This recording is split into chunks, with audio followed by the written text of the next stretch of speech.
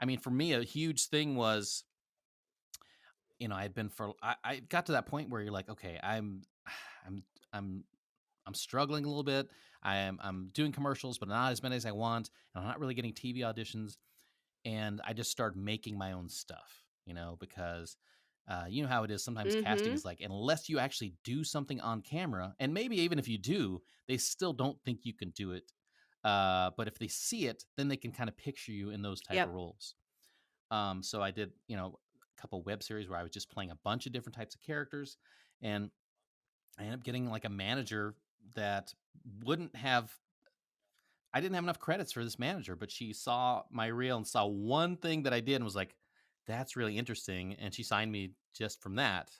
And Oh, then wow. it makes such. I don't know if you had this person in your career where it's like you're always advocating for yourself. You have to be your own number one fan.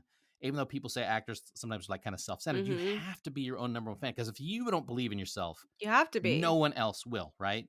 So, I finally got a manager, and Right. in our first meeting, I'm kind of talking to her, and she kind of stops me and goes, "Look, I want to sign you. So, and just so you know, I mean, the way you're talking right now, I don't know if you know this, you're really good." And that just changed my whole. It just changes everything to have somebody that really Mhm. you think believes in you and takes the time to get to know what you can actually do, all the things you can do.